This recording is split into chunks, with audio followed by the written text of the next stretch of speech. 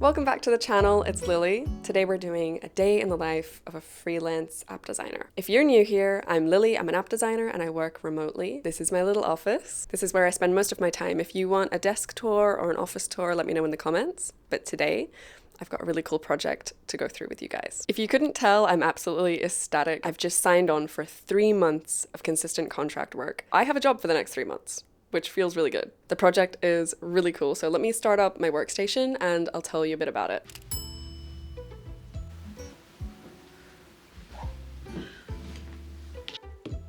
Of course, we're starting off with a little breakfast, scrambled egg and avocado bagel, and then I'm just gonna power up my PC.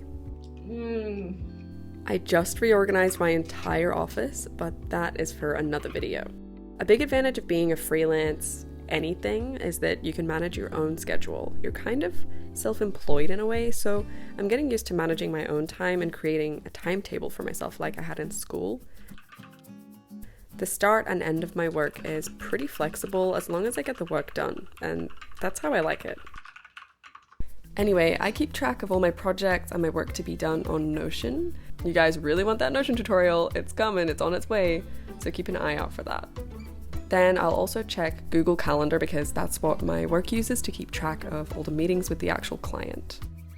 Today's schedule looks pretty relaxed since it's the first day on the project, so it's all kind of new. Today I've got a meeting with the client in the morning, and then a meeting with my team to divide the workload. Oh, I forgot to add lunch. Put lunch in there.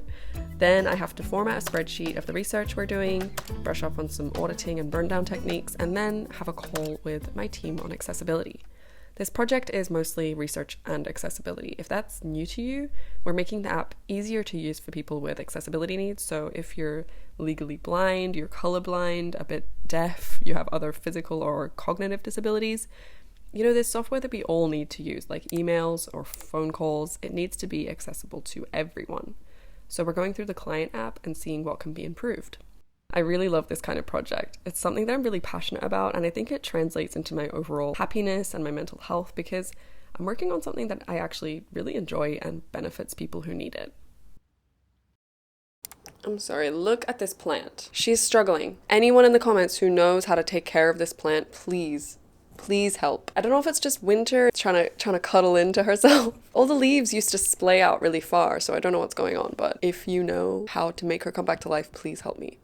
I'm just logging on to my first meeting of the day. This is with the client, so getting into professional mode.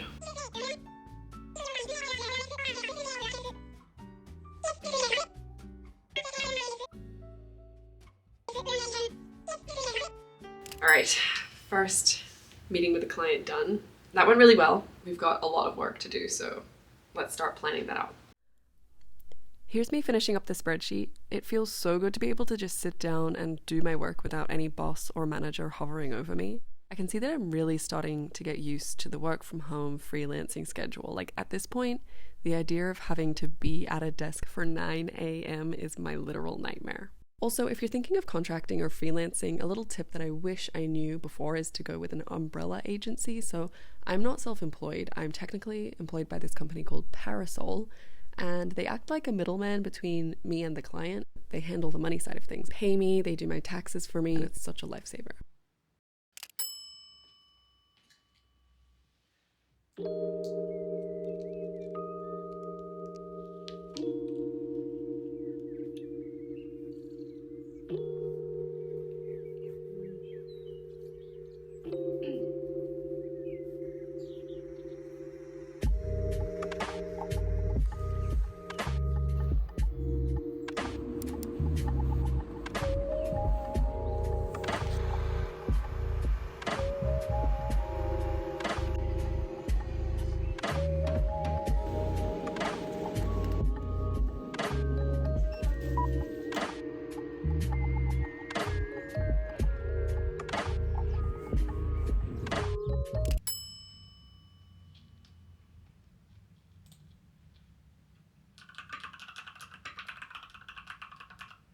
My colleagues and I divided up our workload pretty fast, so I'm just working on my section now.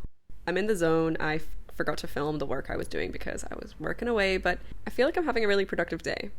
As we get towards the last thing on the to-do list, I created this big board on Miro. It's like a brainstorming digital whiteboard tool, and I laid out all the accessible UX guidelines, so I'm ready to jump in again in the morning. I had one last catch-up call with my team to make sure we're all on the same page and we know what the agenda is for tomorrow. It's 4:55, that's me pretty much done with work. I'm just gonna switch everything off, make some dinner, get out of these clothes, get cozy for the night. I was walking around Waterstones yesterday trying to find a book to read, and this one caught my eye, Paper Cup by Karen Campbell. I'm really excited to read it. I think I might run a bath and read it tonight. Yeah, book of the month. I've kind of fallen off my reading habit, so I was trying to look for something that wasn't too thick. This is around 300 pages, so hopefully it'll just get me back into the routine. This is all gonna go in a mixture with some eggs, and then I'm gonna put it into the muffin tins, and it's gonna make nice little quiches. I would not have any idea what to cook if it wasn't for TikTok recipes. TikTok is the hand that feeds.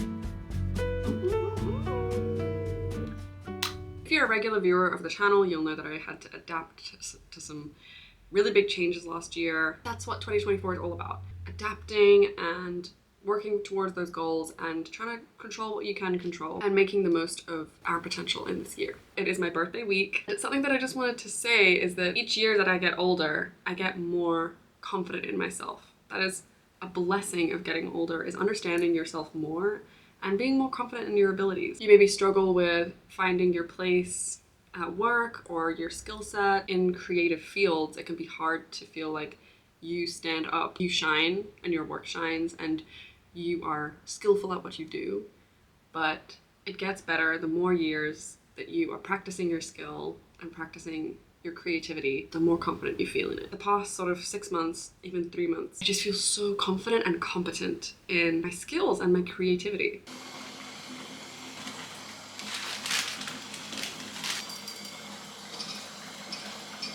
That is my bath ready to get into. And I've got this diary that my mum made me that I have filled to the brim. We are currently this much of the way through, and I'm gonna get writing because I feel like I haven't written in a while. I've been writing a diary since I was 11 years old. I'm just gonna take a nice bath and I'm gonna reflect on the past year, everything that's happened, everything I'm feeling right now, all my favorites, all the things I didn't like about this year, the things I did love, and how I'm feeling. I just want to capture how I'm feeling in this moment.